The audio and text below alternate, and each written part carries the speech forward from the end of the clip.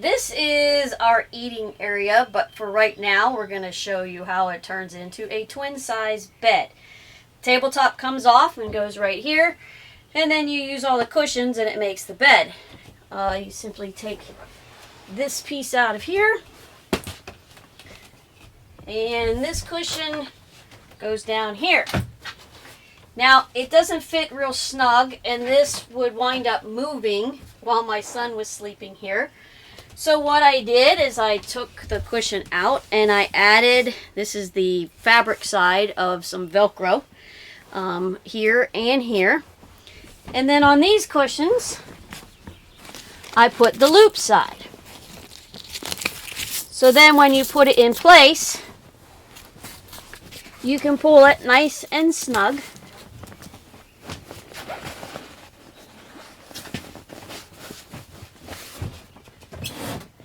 And it keeps the cushion from moving around. Then I also went and bought a twin size memory foam. And if you're familiar with it, if you move memory foam around a lot, you can wind up ripping it. So I took a sheet and made a cover for it, put a zipper at the one end, and there you have a twin size bed. The cushions won't move and it's more comfortable, and he throws a cotton sleeping bag on top of it and loves it. This is the queen size sleeping area that is over the cab. My other son commandeered this. Now it does have the ladder coming up, which we of course modified that. The metal came up really, really high and it was big and bulky, and you always hit your knees on it. So we wound up cutting the ends of that off, and we found these online.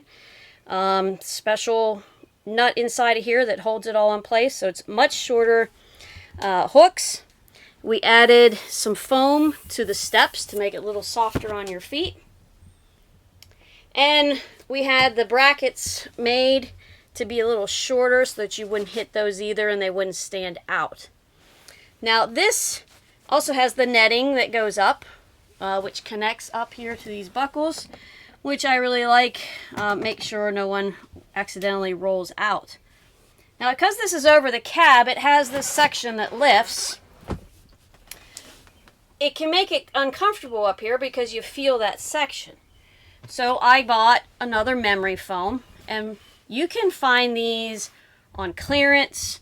Don't think you need to go and spend a whole lot of money on these. These are just 2-inch thick memory foam. Look on your clearance sections at stores and you can get them at a really good price. You can also order them online, but just shop around for the best price. And then what I did is, this is queen size this way, but it is basically king size this way. So you can't really get a set of sheets to fit correctly. So we basically use the memory foam as the mattress and make the bed around that.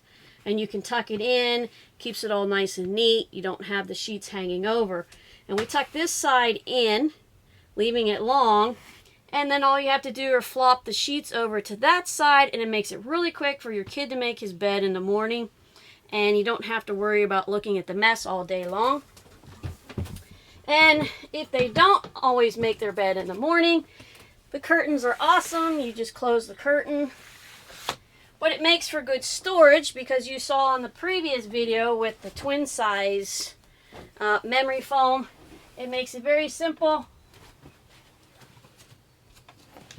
You throw the memory foam up, you throw the pillow, and you can pull the curtain, and there is your other bed, and it's all put away, and it's not in anyone's way. This RV did not come with carpet. It pretty much had this vinyl flooring throughout the whole thing, and then it had the black vinyl up here in the driving area. As you can see, we do have a piece of carpet here, which we added, because we added some carpet into the back bedroom. This was the scrap that was left over. But back here in the bedroom, it's kind of nice to have it of a chillier morning and stepping out of bed.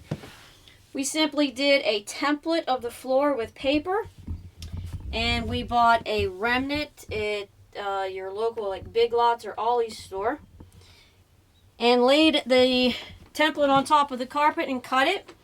And we used it on the edge of the carpet, so you can see here going into the bathroom that this was the original seam that was on the carpet.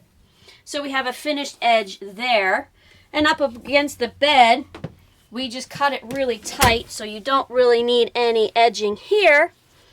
And then as you step up into the bedroom, this was the original strip that was here. We just tucked it under and put the corner edge back and re-screwed it in.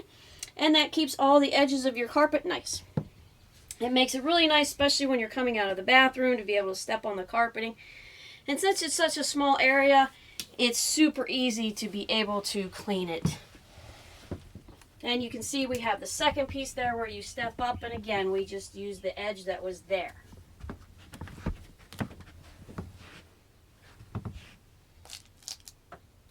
With the window shades, we also did the window shades in the back bedroom area, but this is your emergency window, so it is separated into 3 sections.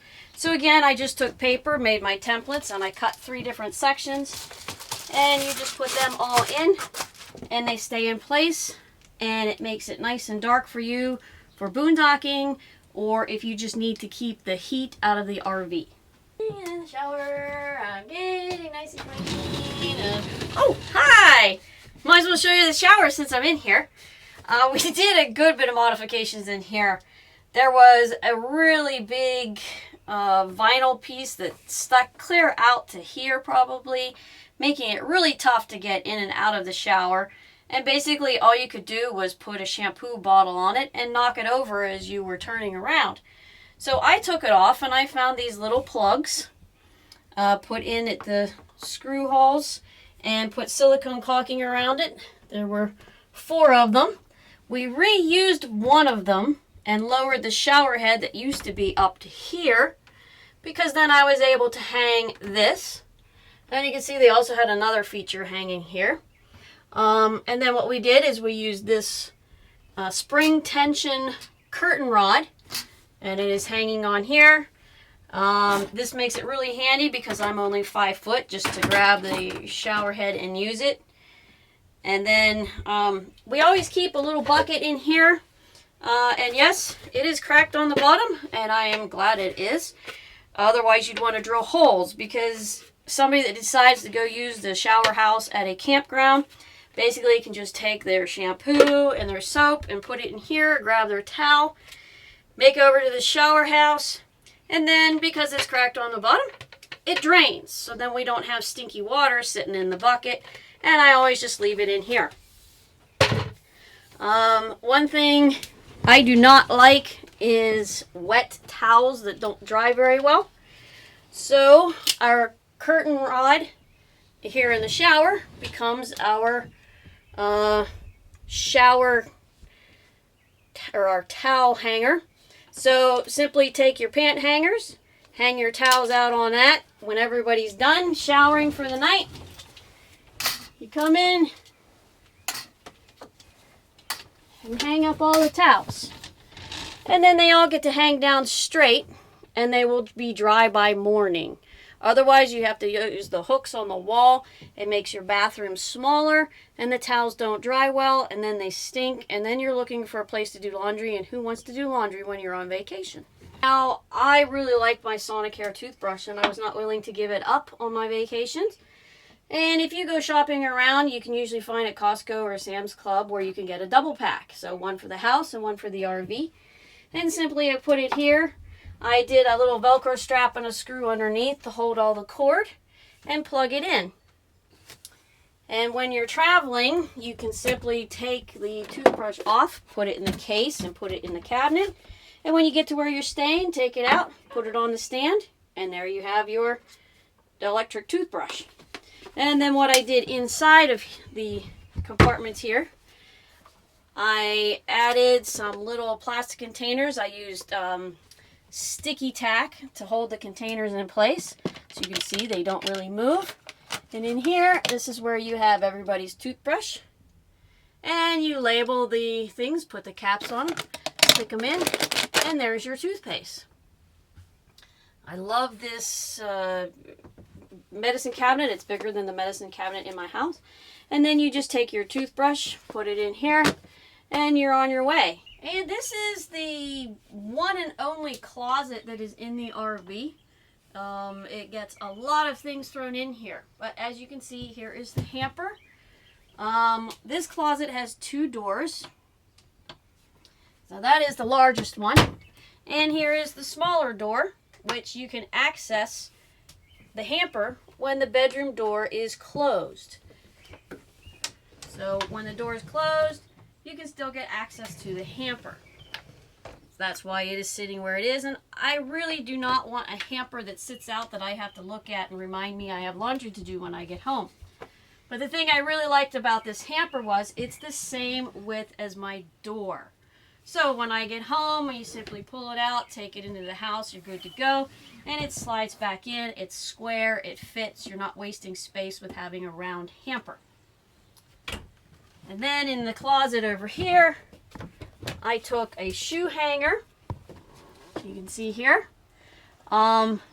These compartments are pretty flimsy. I'm sure you can get other ones that are more expensive that would probably have stiff bottoms to them. But I got this for free. Now this piece is rigid because my husband at work had some metal pieces made. And I simply undid the stitching, slid the metal piece in, and sewed it back up. So it makes it nice and stiff for when you put shoes in here or heavy objects in here. It doesn't all go sagging and land on top of each other. And then you simply can put your clothes hanging here, the shoes stay up against there, or whatever you want to put in this compartment.